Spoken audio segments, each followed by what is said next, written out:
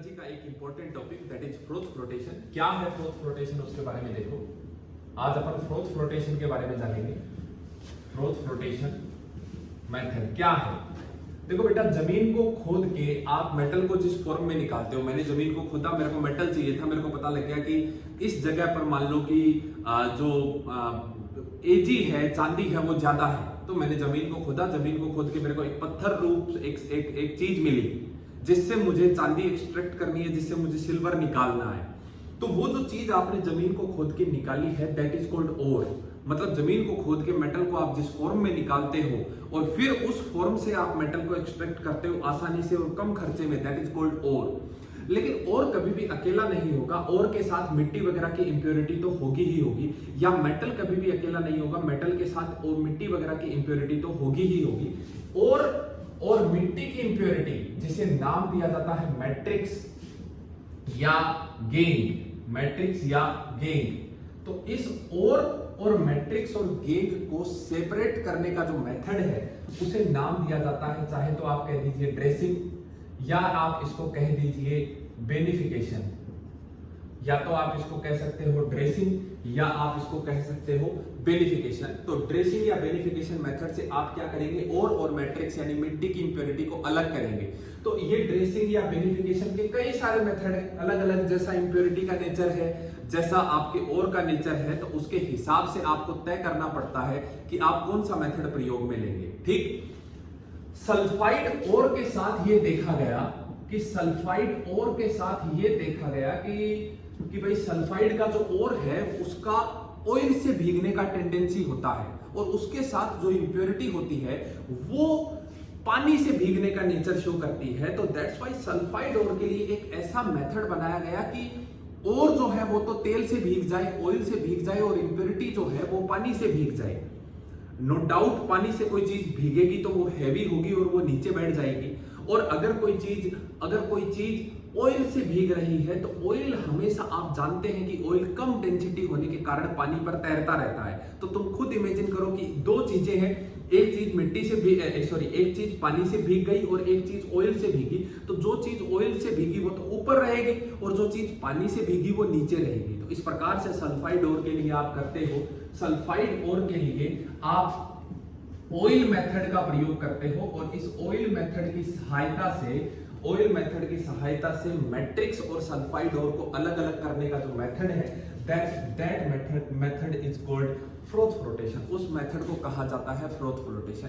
क्या क्या प्रयोग में लेते हैं मैं आपको बता देता हूं। तो पहला तो ये है कि ये किसके लिए फ्रोथ फ्लोटेशन काम में लिया जाता है, सल्फाइड ओर के लिए। क्यों लिया जाता है सल्फाइड ओर के लिए, क्योंकि सल्फाइड ओर का नेचर है कि वो ऑयल से भीगता है, और मैट्रिक्स का उसके साथ जो मिट्टी की इंप्योरिटी है उसका नेचर है कि वो पानी से भीगती है। तो इस प्रकार से सेपरेट आउट कर लेंगे। लेकिन ये जरूरी नहीं है कि जो फ्रोथ फ्लोटेशन है वो केवल और केवल सल्फाइड ओर्स के लिए ही एप्लीकेबल है। किसी भी ओर के लिए आप अप्लाई कर सकते हो। अब कैसे कर सकते हो वो मैं आपको आखिर में बताऊंगा, जब मैं ये कंप्लीट कर दूंगा पूरा फ्रोथ फ्लोटेशन।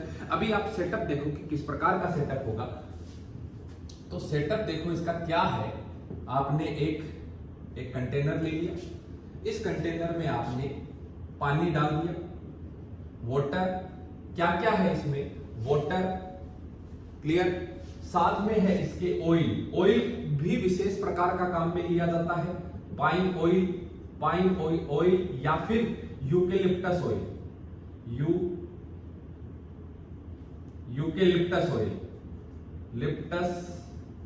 पाइन ऑयल या यूकेलिप्टस ऑयल बचपन में पढ़ते थे, 8वीं 9वीं में आता था हमारे, चीड़ का तेल या फिर ऐसे कुछ हिंदी में नाम होते थे बेटा। तो पाइन ऑयल या फिर यूकेलिप्टस ऑयल का प्रयोग करते हैं अपन। उसके साथ बहुत सारी चीजें और ली जाती है, इसके साथ एक चीज और ली जाती है दैट इज सोडियम इथाइल जेंथेट। अलग अलग जानेंगे अपन क्या क्या काम है इनके। सोडियम इथाइल जेंथेट प्रयोग में लिया जाता है। और क्या प्रयोग में लिया जाता है इसके साथ अब सल्फाइड और हैविंग इंप्योरिटी यानी मैट्रिक्स वो प्रयोग में ले लिया गया, और वो सारा सेटअप करके इसके अंदर डाल दिया गया। इसको हिलाने के लिए, इसको घुमाने के लिए इसके अंदर ये इस प्रकार से एजिटेटर लगे रहते हैं बेटा, ये इसको हिलाते रहते हैं। जैसे आपने देखा हो अगर गांव में, तो दही से जो मक्खन बनाया जाता है तो उसको हिलाने के लिए जो एक घिरनी टाइप की एक स्ट्रक्चर ली जाती है, एक लकड़ी का एक यंत्र लिया जाता है जिससे उसको घुमाया जाता है, तो वो जो है वो एजिटेटर कहलाता है अंग्रेजी में बेटा। हिंदी में इसको बिलोना कहते हैं। एजिटेटर अपन प्रयोग में लेते और यहां से अपन इसमें डालते हैं, यहां से अपन इसमें पास कर देते हैं कंप्रेस्ड एयर। ये इसमें डाल दी कंप्रेस्ड एयर। अब मैं आपको बता देता हूं कि सोडियम इथाइल जेनथेट क्या है। सोडियम इथाइल जेनथेट की स्ट्रक्चर कैसी है, जैसे आपका है C2H5OH, अल्कोहल का रिएक्शन आपने CO2 पर करवा दिया, इसका अटैक आपने CO2 पर करवाया, ये बॉन्ड इधर शिफ्ट हो गया मान लीजिए। क्लियर? तो ये बना कुछ इस प्रकार से, यहां से H+ निकल जाएगा, मैं डायरेक्ट आपको बता रहा हूं। तो ये हो जाएगा C2H5O CO पर माइनस इस प्रकार से, और OH, और अगर आप इसका फर्दर रिएक्शन करवा देंगे NaOH के साथ, तो एसिड बेस रिएक्शन होकर के C2H5O CO Na+, ये बन जाएगा। तो ये रहा आपका sodium, this is sodium, this is ethyl, ये है इथाइल, और ये वाला पार्ट जो है ये कहलाता है जेनथेट। ये है सोडियम इथाइल जेनथेट। यानी सोडियम इथाइल जेनथेट के पास एक पोलर पार्ट है और एक नॉन पोलर पार्ट है। C2H5 कार्बन का जो चेन है वो नॉन पोलर पार्ट है और ये पोलर पार्ट है। अब समझना व्यवस्था कैसी है। और जो है वो हैवी है, और जो है वो हैवी है। ऑयल जो है उसका डेंसिटी कम होने के कारण, ये कुछ इस प्रकार का सेटअप है। यहां पर ये ऑयल ड्रॉपलेट्स कम डेंसिटी, हाइड्रोफोबिक। अपन जानते हैं कि जो ऑयल होता है उसमें OH ग्रुप, हाइड्रोक्सिल ग्रुप्स लगे रहते हैं बेटा, और कार्बन का चेन होता है, बड़े कार्बन के चेन और OH ग्रुप लगे हुए, वो होता है ऑयल। कई सारे हाइड्रोक्सिल ग्रुप्स होते हैं। तो ये है ऑयल। अपना हाइड्रोफिलिक पार्ट तो इसमें नीचे की तरफ है और हाइड्रोफोबिक पार्ट इसमें ऊपर की तरफ है, और कम डेंसिटी होने के कारण ऑयल ड्रॉपलेट्स ऊपर तैर रही है। ठीक है जी। अब यहां पर है आपका और, अब समझना ध्यान से कि कहानी क्या चल रही है।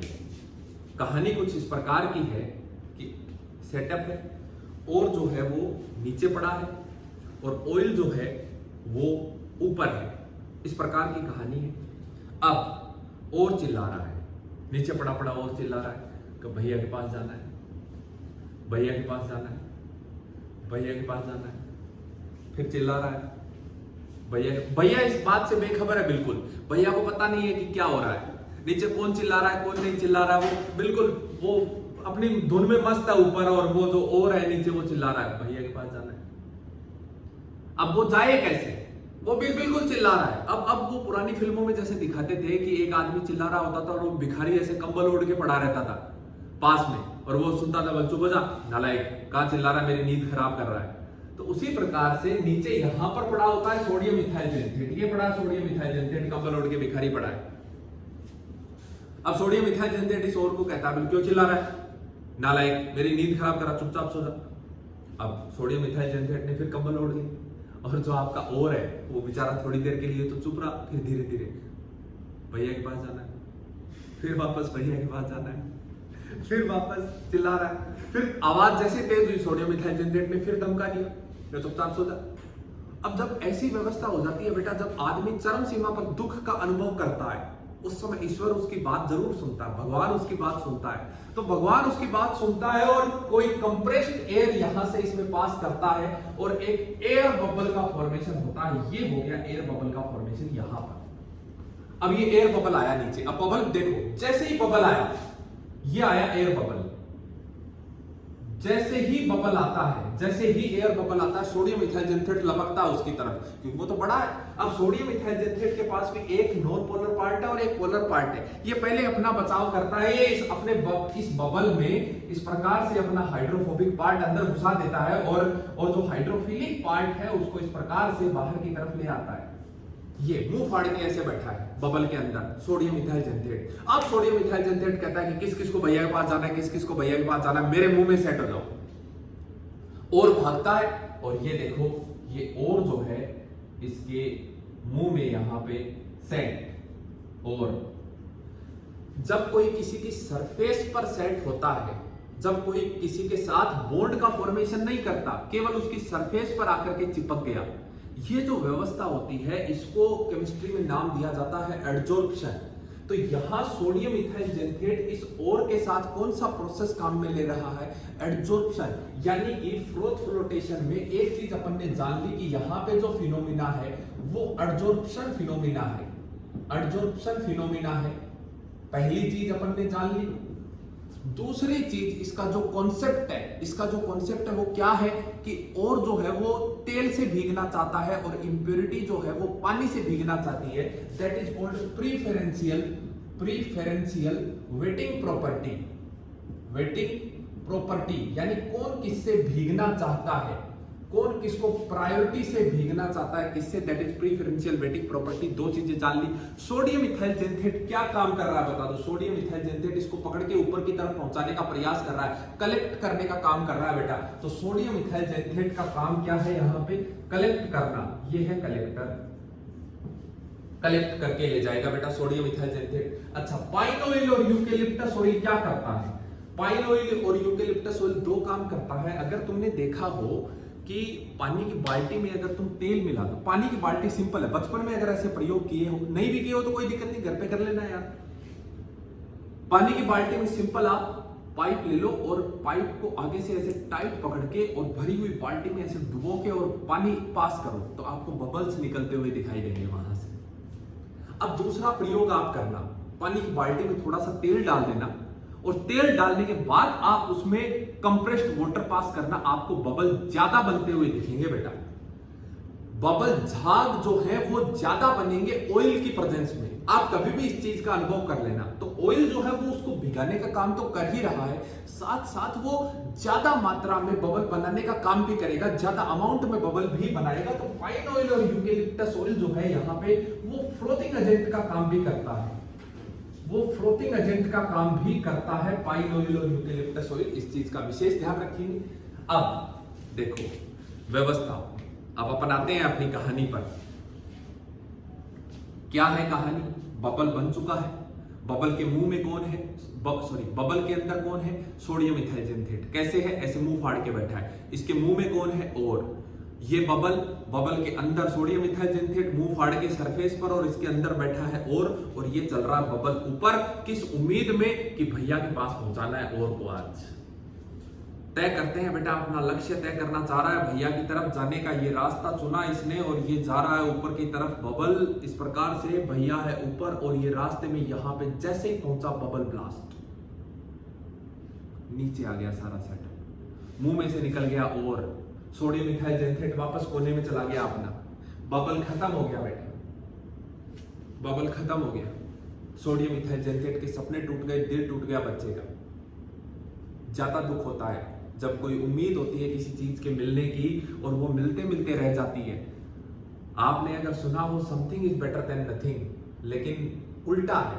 आप कभी सोचना विचार करना कि nothing is better than something, या तो कुछ मिले ही नहीं और या मिले तो फिर पूरा मिले, ऐसा कुछ होना चाहिए। तो और अब सोचता है कि यार इससे अच्छा तो मुझे उम्मीद ही नहीं बनती भैया के पास जाने की। अब जो मेरा भैया है वो कहाँ है और मैं कहाँ परेशान हो रहा हूं। फिर और चिल्लाता है भैया के पास जाना है, फिर मर रहा है वो, भैया के पास जाना है, भैया के पास। भैया बेखबर है इस बात से, भैया को पता नहीं है क्या करना। समस्या क्या आ गई थी कि बबल बीच में फूट रहा था, तो अब इसमें एक विशेष प्रकार की चीज डाल दी जाती है जिससे जो फ्रोथ है, जो झाग है, वो फूटे नहीं रास्ते में, और वो होता है एनिलीन या क्रिसोल। तो इसके अंदर आपने एक चीज डाल दी, एनिलीन या क्रिसोल। और एनिलीन और क्रिसोल जो है that is the froth stabiliser. ये झाग को, ये बबल को स्टेबलाइज करने का काम करता है बेटा, फ्रोथ स्टेबलाइजर। अब आप इमेजिन करना, ये बबल है और बबल के ऊपर आकर के एक बूंद एनिलीन या क्रिसोल की पड़ी और बबल मुस्कुरा दिया, ऐसे खिलखिला दिया कि अब मैं सेफ हूं, बिल्कुल ना मैं फूटूंगा ना मेरे अंदर कोई है उसको फूटने दूंगा।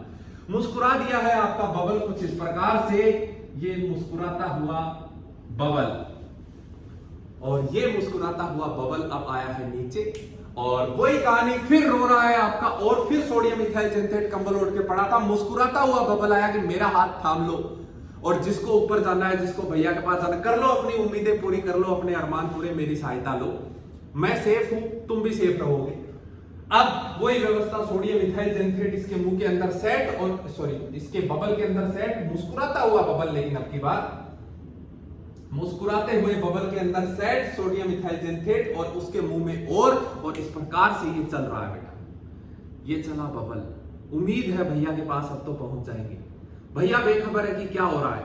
ये नीचे से आया और जैसे ही सरफेस पर पहुंचता है प्रेशर डिफरेंस के कारण बबल फटेगा, लेकिन अब की बार आकर के फटा सरफेस पर और भैया को पता लग गया कि और आ गया, मेरा भाई आ गया छोटा। और जैसे ही और नीचे गिरने लगता है वैसे ही और जो आपका ऑयल है उसको हाथ पकड़ के ऊपर की तरफ खींच लेता है। इस प्रकार मिलन होता है इस और इस ऑयल ड्रॉप का, और जब ये इससे भीग जाता है तो ये इसकी सरफेस पर तैरने लगता है बेटा। और आप क्या करते हो, इस ऑयल से भीगे हुए और को आप सेपरेट आउट कर लेते हो। हैवी इंप्योरिटीज जो कि पानी से भीगी थी वो इसके अंदर ही पड़ी रहती है। इस प्रकार से सेपरेट किया जाता है सल्फाइड ओर को, इस प्रकार से सेपरेट किया जाता है सल्फाइड ओर को मैट्रिक्स से। तो मैं एक बार फिर आपको रिवाइज करा देता हूं कि इसमें एडजॉर्प्शन फिनोमिना काम में आया, इसमें प्रेफरेंशियल वेटिंग प्रॉपर्टी का कॉन्सेप्ट चलता है, एनिलीन या क्रिसोल फ्रोथ स्टेबलाइजर का काम करता है। This is for sulphide ore but not always. जरूरी नहीं है कि ये सल्फाइड ओर के लिए ही प्रयोग में सल्फाइड ओर के लिए किया जाएगा, ये बात तय है। लेकिन आप ये कहें कि सिर्फ सल्फाइड ओर के लिए किया जाएगा, ये गलत है। अब मैं आपको ये भी बता देता हूं कि सिर्फ सल्फाइड ओर के लिए क्यों नहीं किया जाएगा। बेटा केमिस्ट्री का एक कॉन्सेप्ट है कि मैं अंदर से कैसा हूं मुझे कोई नहीं देख रहा। केमिस्ट्री सिर्फ सरफेस देखती है। यानी कि आप इमेजिन करो कि एक मेरे जैसा नहीं, मतलब लंबा और ऐसे नहीं, एक मान लो कि ठीक ठाक कद का ठीक है एक आदमी है नॉर्मल, और उसको बुर्का पहना दिया जाए और वो चल रहा है कहीं भीड़ में। मैं आपको एक वो बता रहा हूं बेटा कॉन्सेप्ट।